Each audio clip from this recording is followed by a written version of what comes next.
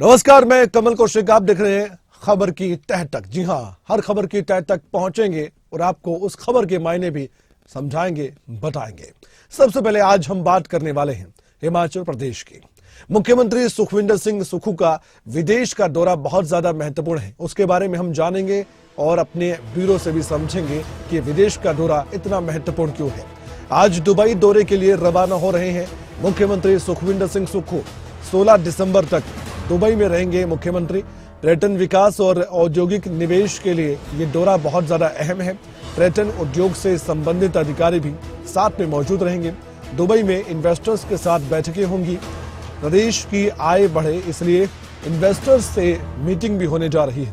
हिमाचल की आय बाहर ना जाए, इस पर भी फोकस किया जाएगा, ये बात भी कही गई है मुख्यमंत्री सुखविंदर सिंह सुक्खू की ओर से।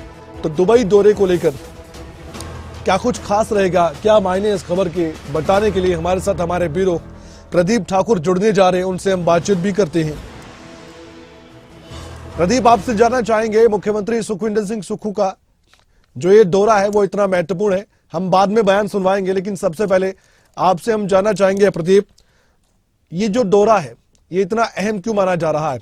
और जिस तरह से आर्थिक दृष्टि से देखा जाए तो हिमाचल प्रदेश के लिए बहुत ज्यादा चुनौतियां हैं, उन चुनौतियों से पार भी पाना है।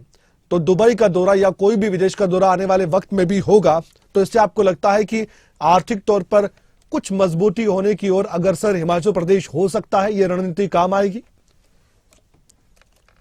बिल्कुल। देखिए, मुख्यमंत्री बनने के बाद पहली बार विदेश जा रहे हैं मुख्यमंत्री सुखविंदर सिंह सुक्खू, और ऐसे में जो हिमाचल प्रदेश में इन्वेस्टमेंट आए इसको लेकर मीटिंग्स वहां पर होनी है जी। तो आज कुछ देर में मुख्यमंत्री दिल्ली जाने वाले हैं और वहां से दुबई जाएंगे और आकर 2 दिन वहां पर बैठकों का दौर चलेगा और 17 तारीख को वापस लौटेंगे और 18 तारीख को धर्मशाला में मुख्यमंत्री होंगे। तो कुल मिलाकर कह सकते हैं कि जो प्रदेश में इन्वेस्टमेंट की संभावनाएं क्या है, और खासतौर पर अगर दुबई की बात करें तो बहुत सारे ऐसे हिमाचली मूल के निवेशक वहां पर हैं, इंडस्ट्रिस्ट वहां पर हैं, उनके साथ चर्चा की जानी है। क्योंकि जब आपदा आई थी उस दौरान वहां के जो हिमाचली मूल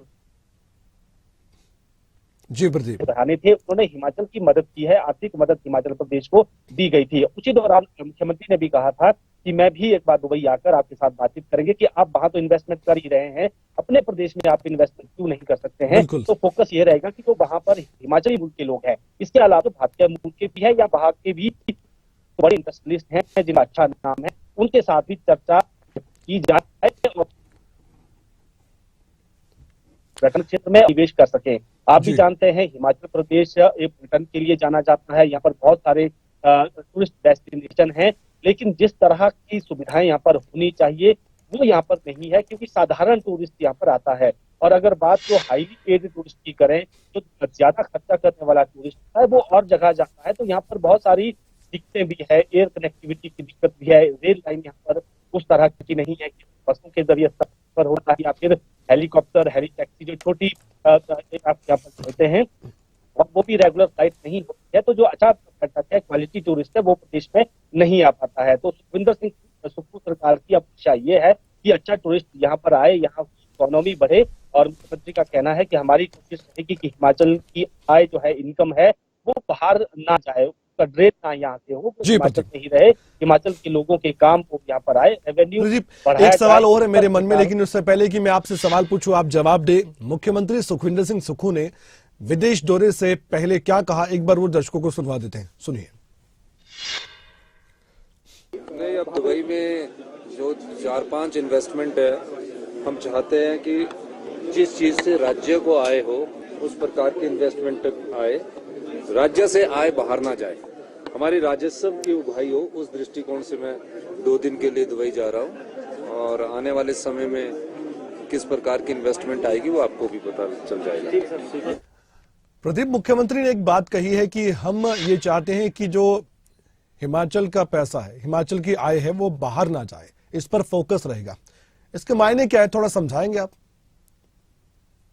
बिल्कुल, देखिए एक बात तो यही है कि जो हिमाचली मूल के लोग बाहर काम कर रहे हैं और जी। हिमाचल प्रदेश से पैसा कमाकर अपनी इंडस्ट्री कहीं और जगह लगाते हैं, तो वो और जगह की यानी दूसरे स्थान के लिए वहाँ पर रेवेन्यू जनरेशन कर रहे होते हैं, यानी जी। राजस्व उस राज्य का या उस देश का बढ़ा रहे होते हैं। तो इनका मानना ये है कि जो हमारे लोग हैं जिनके पास पैसा है, हम ऐसी कोशिश करेंगे कि प्रदेश में ही उनको ऐसा माहौल मिले कि वो यहाँ पर इन्वेस्टमेंट कर सके। यानी हिमाचल के लोगों की ही बात करें जिनके पास पैसा है, वो बाहर पड़ोसी राज्यों में भी हमने देखा अपने यूनिट्स लगा लेते हैं, कई विदेशों में जाकर बिजनेस करते हैं, तो वो हिमाचल में बिजनेस क्यों नहीं कर सकते हैं। बहुत सारे प्रदेश के ऐसे लोग हैं जो बाहरी देशों में होटल इंडस्ट्रीज में काम कर रहे हैं, होटल्स उनके अपने वहां पर है, इंडस्ट्रीज उनकी अपनी वहां है। तो मुख्यमंत्री का ये कहना था कि हमारी जो इनकम है वो क्षेत्र के भीतर रहे और इसके लिए हम क्या कर सकते हैं, तो ये तमाम चीजें फोकस में रहेंगी। लेकिन अभी क्योंकि बाहर की जो इस तरह के इन्वेस्टर्स हैं, इन्वेस्टमेंट हैं, उनकी किस तरह की हिमाचल को लेकर राय है वो जानने की कोशिश की जाएगी। 2 दिन जब बैठकें चलेगी, अलग अलग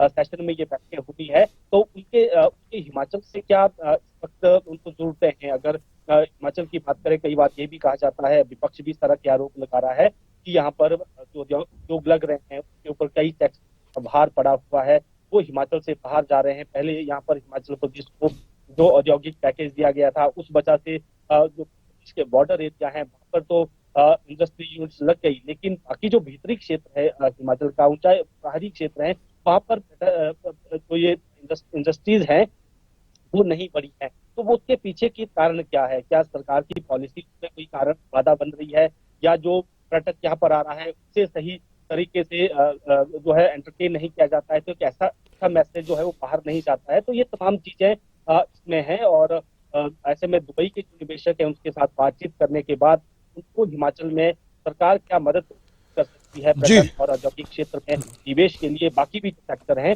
तो उसको लेकर बातचीत करनी है और हम कर सकते हैं कि इसके सकारात्मक फल मिलेंगे। और हिमाचल में रोजगार एक बड़ा विषय है, तो रोजगार के साधन भी यहाँ पर विकसित होंगे। इसके साथ साथ आय जो है प्रदेश की लगातार जिस तरह से आर्थिक बोझ की बात यहाँ पर हो रही है, इनकम यहाँ पर कम जो जिस तरह से रेवेन्यू जनरेशन हो रहा है उसमें भी बढ़ोतरी होगी।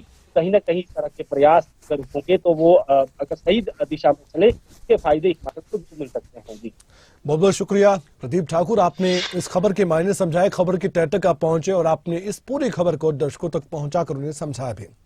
अब आगे बढ़ते हैं, बात उत्तराखंड की। साल 2024 पर सबका फोकस है। 2024 में कई अहम निर्णय भी लिए जा सकते हैं। चुनावी साल तो रहेगा, लेकिन उससे पहले अब राजनीतिक बयानबाजी और राजनीतिक दलों के बीच में किन मुद्दों पर बहस होगी, ये सवाल भी बड़ा है। लेकिन उत्तराखंड की बात करें तो एक शांत राज्य कहा जाता है और खूबसूरत राज्य भी है, लेकिन यहाँ पर जितनी सर्दियों के मौसम में होती है उतनी गर्माहट राजनीति में भी होती है। लेकिन कौन से मुद्दों पर होती है, ये भी अहम सवाल है। साल 2024 में उत्तराखंड में समान नागरिक संहिता लागू हो सकती है और इस पर कई बार हमने राजनीति भी देखी है। यूसीसी जिसे आप कहते हैं, यूनिफॉर्म सिविल कोड की हम बात कर रहे हैं। समान नागरिक संहिता का ड्राफ्ट बनकर तैयार हो गया है। ड्राफ्ट कमेटी किसी भी दिन मुख्यमंत्री धामी को ड्राफ्ट सौंप सकती है। राम मंदिर के उद्घाटन के बाद राज्य सरकार विधानसभा का विशेष सत्र भी बुला सकती है। लोकसभा चुनाव से ठीक पहले राज्य सरकार विधानसभा चुनाव का वायदा पूरा कर सकती है। 27 जनवरी से 5 फरवरी के बीच विधानसभा का स्पेशल सेशन हो सकता है। जस्टिस रंजना प्रकाश देसाई की अध्यक्षता में गठित एक्सपर्ट कमेटी नए साल में सरकार को अपनी रिपोर्ट सौंप सकती है। समिति ने पहले ही ड्राफ्ट रिपोर्ट तैयार होने के संकेत दे दिए थे। जनवरी महीने के तीसरे हफ्ते में समिति का कार्यकाल भी समाप्त हो रहा है। मुख्यमंत्री पुष्कर सिंह धामी ने इस बात की जानकारी दी है, तो जाहिर तौर पर इस बात में बहुत बल है। सुनवाते हैं। यूसीसी का काम इस विधानसभा चुनाव के उत्तराखंड के विधानसभा चुनाव के संपन्न होते ही हमने उस पर काम करना शुरू किया था, क्योंकि ये हमारा उत्तराखंड की देवतुल्य जनता के सामने हमारा संकल्प था कि हम यूसीसी को लाएंगे और उसके लिए कमेटी बनाई थी। कमेटी ने अपना काम कर लिया है। जल्दी ही हमको ड्राफ्ट मिलेगा और ड्राफ्ट मिलते ही जो आगे की प्रक्रिया हम उसको पूरा करेंगे। हमारे साथ इस वक्त उत्तराखंड के ब्यूरो चीफ राव शफात अली इस खबर पर जानकारी के लिए, चर्चा के लिए और खबर की तह तक पहुंचने के लिए सीधे देहरादून से जुड़ चुके हैं। राव शफात अली, यूसीसी की हमने कई बार बात की, कई बार हमारी भी चर्चा इस मसले पर हुई है, कमेटी को कई बार समय भी दिया गया, इंतजार लंबा था लेकिन खत्म होता नजर आ रहा है। ये मानकर चले कि लोकसभा चुनाव से पहले यूसीसी के बारे में तमाम जानकारियां उत्तराखंड राज्य दे सकता है पूरे देश को। बिल्कुल कमल, देखिए यूं तो 2023 अगर आंतरिक मामलों में राज्यों की बात करें तो धामी सरकार के लिए एक महत्वपूर्ण साल रहेगा, लेकिन 2023-24 की बात करें तो बहुत बड़े फैसलों के लिए धामी सरकार को जाना भी जाएगा। सब कुछ ठीक ठाक रहा अगर कमल, तो एक ऐसा ड्राफ्ट है यूसीसी जिसकी राजनीतिक चर्चा बहुत है और खासकर उत्तराखंड में बहुत है, क्योंकि उत्तराखंड में ड्राफ्ट लगभग तैयार हो चुका है। तो उम्मीद है कि आगामी जो विधानसभा का विशेष सत्र है यानी जनवरी का 2024 का, संभावित कि उसमें एक सत्र बुलाकर के यूसीसी ड्राफ्ट को रख दिया जाएगा। इसके साथ ही एक और बिल की चर्चा उत्तराखंड में है, वो 10% क्षैतिज आरक्षण की भी है। लेकिन यूसीसी की बात कर लेते हैं। यूसीसी क्योंकि उत्तराखंड एक ऐसा राज्य है जिसने सबसे पहले इस यूसीसी ड्राफ्ट पर काम करना शुरू किया, और ये एक धामी सरकार का ध्येय भी था कि जब वो सत्ता में आएंगे तो सबसे पहले वो यूसीसी पर एक कमेटी बनाएंगे, समिति बनाएंगे, और समिति बना दी गई थी और उत्तराखंड में ये यूसीसी लागू किया जाएगा। अब यूसीसी करीब बताया जाता है कि 500 पन्नों की एक रिपोर्ट है जिसमें 2,30,000 से ज्यादा ऑनलाइन और ऑफलाइन सुझाव आए हैं। 80 से ज्यादा मीटिंग हो चुकी है। 5 सदस्यीय समिति बनाई गई थी जो रिटायर्ड जज हैं रंजना देसाई, उनकी अध्यक्षता में। तो इस माह में ये कार्यकाल पूरा हो जाएगा और उम्मीद है कि ये जो ड्राफ्ट है, कई बार इसमें हालांकि बीच बीच में जो है संशोधन भी हुए हैं, लेकिन एक पूर्ण रूप से जो ड्राफ्ट है वो राज्य सरकार को नहीं मिला था। तो अब ये ड्राफ्ट राज्य सरकार को मिल जाएगा और सब कुछ ठीक ठाक रहा तो कोई विशेष सत्र बुला करके ये ड्राफ्ट रखा जा सकता है और उत्तराखंड पूरे देश का वो पहला राज्य हो सकता है जहां यूसीसी लागू हो सकता है। लेकिन इस पर थोड़ा सा विवाद भी है कमल।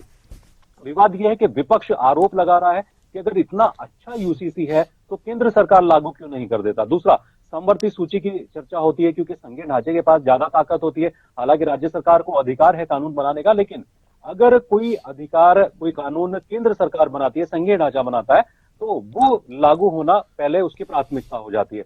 तो ये विपक्ष का आरोप है कि अगर यूसीसी उत्तराखंड में लागू हो जाता है, वैसे तो विपक्ष इसको एक चुनावी शिगुफा बता रही है, लेकिन अगर ये लागू हो जाता है तो उसके बाद केंद्र सरकार अपना यूसीसी बनाएगा और हो सकता है कि केंद्र सरकार वाला यूसीसी लागू हो।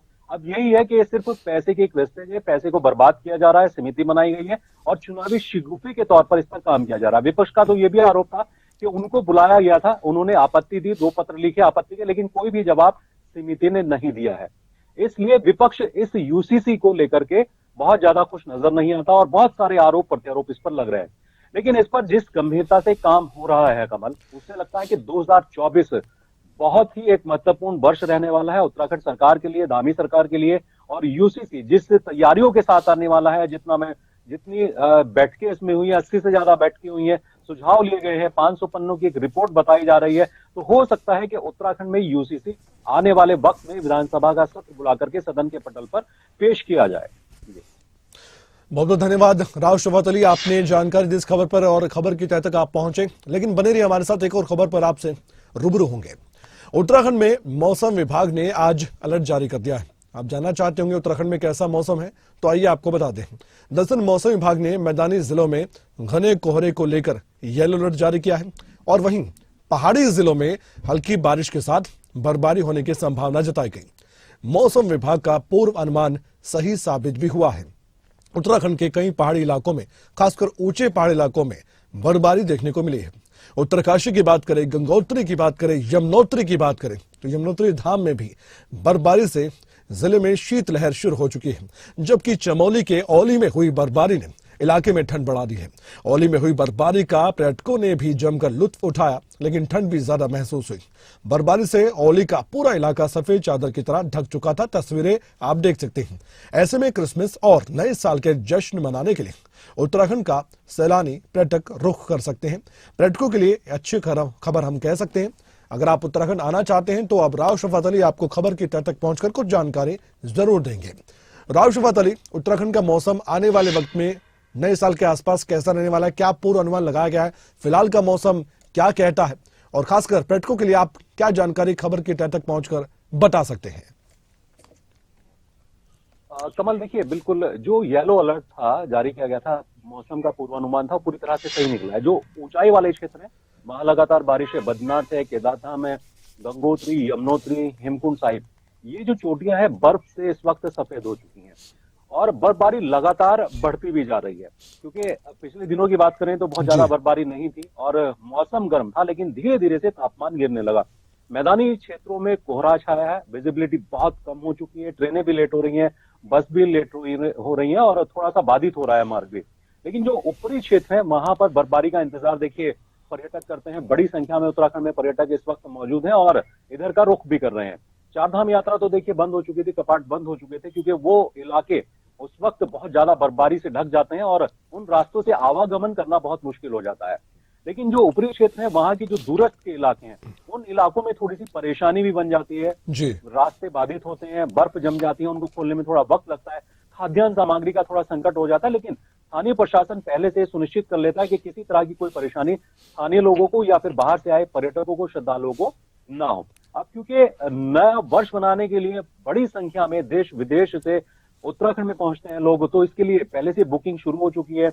उत्तरकाशी की बात करें, मसूरी, नैनीताल और जो दूसरे ऊंचाई वाले क्षेत्र हैं वहां पर, तो ये पर्यटकों का एक उत्साह होता है कि बर्फ किस तरह से पड़ती है। कुछ लोग देखना चाहते हैं, कुछ लोग हर वर्ष उत्तराखंड में आना चाहते हैं, लेकिन एक अपील की जाती है कि पहले तो अपना स्वास्थ्य परीक्षण करा लें, क्योंकि अमूमन होता है कि निचले इलाकों से जो गर्म वाले इलाके हैं वो उत्तराखंड में जब लोग पहुंचते हैं तो उनकी तबियत खराब हो जाती है, तबियत बिगड़ जाती है। तो पहले तो वो अपना स्वास्थ्य परीक्षण करा ले। दूसरा, बेहद गर्म कपड़ों के साथ में उत्तराखंड में आए, तो ये अपील की जाती है। बाकी यहाँ किसी तरह की कोई दिक्कत नहीं है, कोई परेशानी नहीं है। स्थानीय प्रशासन बेहतरीन व्यवस्थाएं करता है, पर्यटकों को कोई परेशानी ना हो इसके लिए ये सुनिश्चित पहले से कर लिया जाता है। राव शफकत अली, आपने जानकारी दी, इस खबर पर भी आपका बेहद शुक्रिया। आपने बताया कि मौसम आने वाले वक्त में भी कैसा रहने वाला है और पर्यटकों को किन किन बातों का ध्यान रखना होगा। लेकिन उत्तराखंड के बाद हिमाचल प्रदेश की, उत्तराखंड भी फेवरेट जगह है पर्यटकों की, लेकिन हिमाचल प्रदेश में भी काफी संख्या में पर्यटक आते हैं और यहाँ भी खासकर शिमला में या मनाली में न्यू ईयर का, नए साल का जश्न मनाते हैं। हिमाचल प्रदेश के कुछ हिस्सों में पश्चिमी विक्षोभ को देखते हुए, पश्चिमी विक्षोभ की सक्रियता से मौसम ने फिर से यहां भी करवट बदली है। राज्य के कुल्लू और लाहौल घाटी में मौसम खराब हो गया और वहीं बारालाचा समेत ऊंची चोटियों पर ताजा हिमपात देखने को मिला। राजधानी शिमला और उसके आसपास के इलाकों में आज धूप खिलने के साथ साथ हल्के बादल भी छा सकते हैं। 16 दिसंबर तक अलग अलग जगहों पर भारी बर्फबारी हो सकती है। पहाड़ों पर हो रही बर्फबारी का असर मैदानी इलाकों में भी दिख रहा है।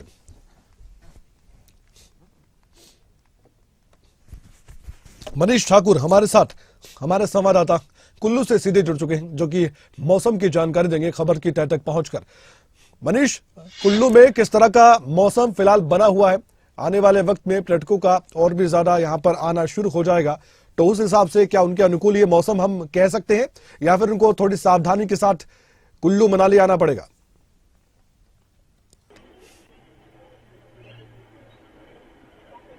कमल, देखिए हिमाचल प्रदेश में आज तक जो है वो मौसम खराब रहने का अनुमान जो है वो मौसम विज्ञान केंद्र की ओर से जताया गया था।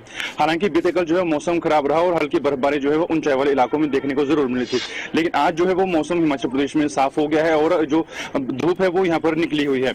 ऐसे में जो पर्यटक है वो कुल्लू मनाली का रुख कर सकते हैं, क्योंकि जो बर्फबारी है उसे देखने के लिए जो पर्यटक है वो काफी संख्या में यहाँ पहुंचते थे। ऐसे में जो बीते दिनों में बारिश हुई है, बर्फबारी हुई है, उससे पहाड़ों में जो है बर्फ की सफेद चादर बिछी हुई है और ऐसे में पर्यटक जो है वो यहाँ पहुंच सकते हैं और बर्फबारी का आनंद भी यहाँ पर ले सकते हैं। बहरहाल अगर अभी की बात की जाए तो हालांकि मौसम जो है वो आज साफ है और जो ठंड से है वो हल्की राहत जरूर यहाँ पर मिलती हुई नजर आ रही है। लेकिन जो पर्यटक है वो बर्फबारी देखने के लिए यहाँ पहुंचते और आने वाले समय में क्रिसमस है, न्यू ईयर है और विंटर कार्निवल भी मनाली में आने वाला है, तो ऐसे में जो पर्यटक है वो बर्फबारी की चाह लेकर यहाँ पहुंचते और आने वाले समय में जो मौसम खराब होगा, बारिश बर्फबारी होगी, तो पर्यटन कारोबार को काफी फायदा जो है वो यहाँ पर मिलेगा। और साथ में जो पर्यटक है कुल्लू मनाली का रुख करेंगे उनके लिए भी जो है जिला प्रशासन की ओर से तमाम तैयारियां जो है वो पूरी की जा रही है। काफी तरह की जो डिस्काउंट है, जो विंटर सीजन है या न्यू ईयर की बात की जाए या क्रिसमस की बात की जाए तो उसको लेकर डिस्काउंट भी है, वो भी यहाँ पर पर्यटन कारोबारी की ओर से दी जा रहे हैं। क्योंकि अगर बात करें तो जुलाई महीने में आई आपदा के बाद से लगातार जो पर्यटन कारोबार है वो पटरी पर नहीं लौट पाया था, लेकिन अब जो है वो बर्फबारी के साथ जो हालात है वो भी सामान्य होते हुए नजर आ रहे हैं। पर्यटकों की संख्या में इजाफा आप देख पा रहे हैं, वो भी यहाँ पहुंचेंगे और जो कुल्लू मनाली की हसीन वादी है वहाँ का दीदार भी करेंगे।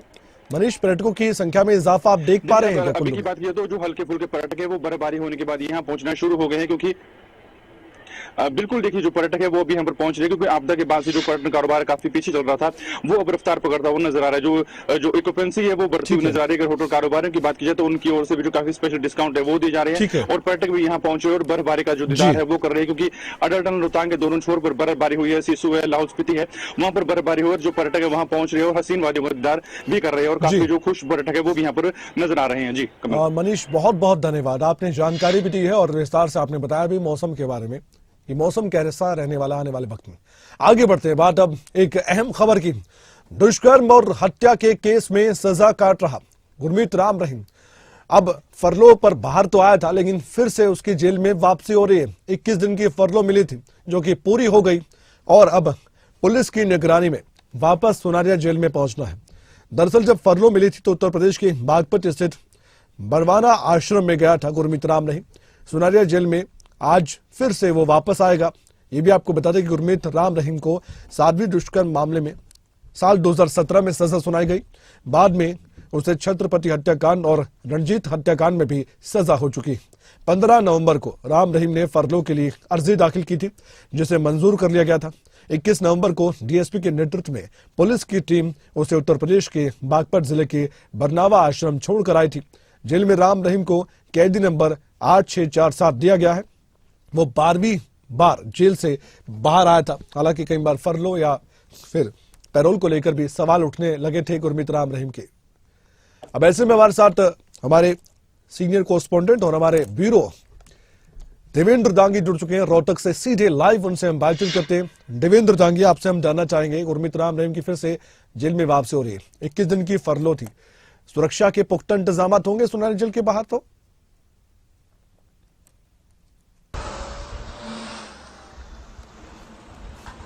जी कमाल, देखिए 21 दिन की जो फरलो जो उनको मिली थी उसकी अवधि पूरी हो गई है और आज गुरमीत राम रहीम को फिर से एक बार रोहतक की सुनारिया जेल में आना है। ये 8वीं दफा होगा जो वो जेल से बाहर गया और उसके बाद फिर से जेल के वापसी करेगा। फिलहाल हम लोग जो है कमल सुनारिया जेल जो कॉम्प्लेक्स उसके बाहर ही मौजूद हैं और यहाँ पर फिलहाल की अगर बात करें तो फिलहाल सुरक्षा व्यवस्था यहाँ पर नजर नहीं आती है। उसका रीजन ये है कि दोपहर बाद जो सूचना मिली है कि दोपहर बाद करीब हो सकता है 4 से 5 बजे के बीच में गुरमीत राम रहीम की यहाँ पर वापसी होगी। हाँ, उससे पहले जरूर यहाँ पर सुरक्षा के तमाम इंतजाम आपको देखने को मिलेंगे। जब शाम को हम दोबारा से आएंगे इसी खबर पर तो मैं बिल्कुल निश्चित तौर पे कह सकता हूं जो पहले का जो एक्सपीरियंस रहा है हमारा कि यहाँ पर काफी कड़ी सुरक्षा व्यवस्था कर दी जाती है। बाकायदा बैरिकेडिंग होती है, वाहनों का जो आवागमन है वो रोक दिया जाता है। क्योंकि इधर की अगर बात करें तो ये आउटर रिंग रोड कहा जाता है रोहतक का। ये नेशनल हाईवे है, नेशनल हाईवे नंबर 9 है जहां पर हम लोग फिलहाल खड़े हैं।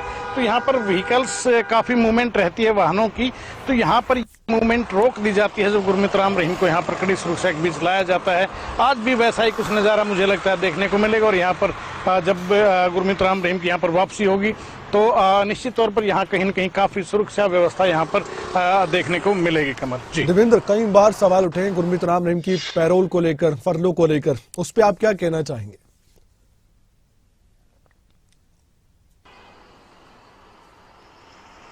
जी बिल्कुल, देखिए जब भी इनको फरलो मिले चाहे पैरोल मिले, जब भी ये जेल से बाहर आए हैं इनको हमेशा सवाल उठे हैं। पहली दफा की अगर बात करें तो मुझे वो तारीख याद है, तब भी हम लोग इसी खबर पे इसी जगह से हम लोग रिपोर्टिंग कर रहे थे। वो आई थिंक 24 अक्टूबर 2020 का वो दिन था जब पहली दफा 24 घंटे की सीक्रेट पैरोल पर पहली दफा 2017 में क्योंकि बंद किया गया था यहाँ पर गुरमीत राम रहीम को, और पहली दफा 3 साल बाद यहाँ से उनको बाहर निकाला गया था। 24 घंटे की पैरोल दी गई थी। हवाला दिया गया था कि उनकी मदद, उनकी तबीयत खराब है, तब भी सवाल उठे थे। दूसरी दफा 7 महीने बाद एक दिन की पैरोल मिली, तब भी सवाल उठे और उसके बाद लगातार ये सिलसिला इसलिए भी चलता रहा कमल क्योंकि जब जब चुनावी सीजन आता है, जब जब किसी राज्य में चुनाव हुए हैं जहां पर ये माना जाता है कि डेरा का प्रभाव हो सकता है, चाहे बात पंजाब की ले लीजिए आप या हाल या अगर बात करें रिसेंटली बात करें तो राजस्थान चुनाव निपटा है। अभी राजस्थान में 25-26 तारीख को जैसे वोटिंग कास्ट वोट होनी थी, उससे 3-4 दिन पहले गुरमीत राम रहीम को एक बार फिर से फरलो दी गई 21 दिन की। तो सवाल तो उठते रहे हैं, अब की बार भी उठे हैं, मामला हाईकोर्ट तक भी गया, सवाल हर बार उठे हैं और उसके लिए देखो सवाल बनता भी है कमल, क्योंकि चुनावी सीजन में ही क्यों फरलो मिलती है, चुनावी सीजन में ही क्यों बलात्कारी बाबा को राहत मिलती है, इसको लेकर सवाल तो उठेंगे। जी, सवाल हमेशा से उठेंगे, लेकिन किस तरह से जवाब राजनीतिक गलियारों में मिलते हैं ये भी सबको मालूम है। धन्यवाद देवेंद्र दांगी, आपने जानकारी दी। इस पूरी खबर पर आपसे लगातार अपडेट हम लेते रहेंगे। आगे बढ़ते हैं। पंजाब के ग्रामीण विकास एवं पंचायत मंत्री लालजीत सिंह भुल्लर ने 24 एकड़ पंचायती जमीन को कब्जे से मुक्त करवाया है। मामला संगरूर जिले के गांव भवा गांव का रहने का है। यहां दल बल के साथ पहुंचकर कब्जे हटवाने के बाद मंत्री ने विधायक लहरा बरिंदर गोयल की मौजूदगी में मीडिया से मुखातिब होते हुए संदेश दिया कि पंजाब की भगवंत मान के नेतृत्व में जो सरकार चल रही है वो आम आदमी की सरकार है। सरकार इस मामले के प्रति बहुत गंभीर है। कैबिनेट मंत्री लालजीत सिंह भुल्लर ने यह भी बताया कि राज्य में पंचायती जमीन से कब्जे हटवाने की मुहिम में अब तक 12,000 एकड़ से ज्यादा जमीन पंचायतों को लौटा दी गई है। आगे भी इस तरह की कार्रवाई जारी रहेगी। और साथ ही आपको ये तस्वीर भी हम दिखा रहे हैं। कड़ी कानूनी कार्रवाई करने का भी सख्त संदेश देते नजर आए पंजाब के पंचायत मंत्री लालजीत सिंह भुल्लर। उन्होंने यहां पर पहुंचकर जो बात कही है वो साफ संकेत दे रही है आने वाले वक्त में इस तरह की बड़ी कार्रवाई होती रहेगी, क्योंकि ये अवैध कब्जे जो किए होते हैं पंचायती जमीन पर उसको छुड़वाने के लिए बहुत ज्यादा मशक्कत भी करनी पड़ती है। ये पंजाब और हरियाणा दोनों की दिक्कत परेशानियां हैं, लेकिन जब सरकार चाहे तो कुछ भी हो सकता है और सरकार ने चाहा तो हो भी गया।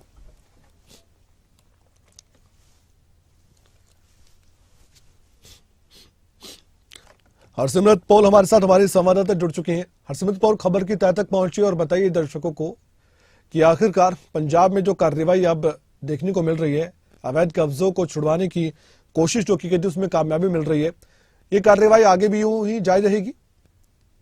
जी बिल्कुल कमल जी, आपको बता दें कि जब से मान सरकार पंजाब में काबिज हुई है तब से ऐसी बहुत सारी कार्रवाई की गई है जिसमें पिछली सरकारों की नाकामी या फिर यूँ कहीं कि उनका जो नाजायज कब्जे थे ऐसी बातें निकलकर सामने आ रही थी। फिलहाल की अगर बात की जाए तो ग्रामीण का जो नाजायज कब्जे थे ऐसी बातें निकलकर सामने आ रही थी। फिलहाल की अगर बात की जाए तो ग्रामीण विकास और पंचायत मंत्री लालजीत भुल्लर जो है वो समय समय पर जाकर अलग अलग जगहों पर जाकर वहां पर पंचायती जमीन से कब्जे छुड़वा रहे हैं। आपको ये भी बताया कि पिछले दिनों में उन्होंने डेरा बस्ती में खुद ट्रैक्टर चला करके वहां की पंचायती जमीन से कब्जा छुड़वाया था। और फिलहाल की जो मूनक की हम लोग बात कर रहे हैं जहां पर हाल ही में 24 एकड़ का कब्जा छुड़वाया गया, वहां पर जिस व्यक्ति ने पंचायत जमीन पर कब्जा कर रखा था उसने स्वैच्छिक वो कब्जा जो है वो छोड़ा है। इसको लेकर के मंत्री लालजीत भुल्लर ने यह भी कहा है कि जो लोग पंचायती जमीनों पर कब्जा करके बैठे हैं वो अगर स्वयं कब्जा छोड़ देते हैं तो उनके ऊपर किसी तरह की कोई कार्यवाही नहीं की जाएगी। साथ ही साथ ये जो जमीनें छुड़वाई जा रही है जो कि पंचायती जमीनें हैं, सरकारी जमीनें हैं, इनके ऊपर कोई ना कोई ऐसा प्रोजेक्ट लगाया जाएगा, चाहे उस पर स्टेडियम बनाया जाए, चाहे उस पर लाइब्रेरी बनाई जाए, चाहे उसके ऊपर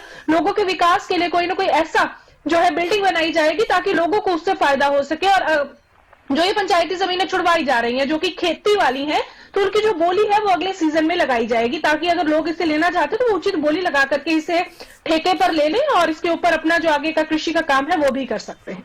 बहुत बहुत धन्यवाद हरसिमरत, आपने जानकारी दी इस खबर पर। खबर की तह तक पहुंचकर हमने कई खबरों के बारे में आपको विस्तार से जानकारी दी। लगातार खबरों का सिलसिला खबरों तक पर जारी है। अपडेट के लिए बने रहिए हमारे साथ।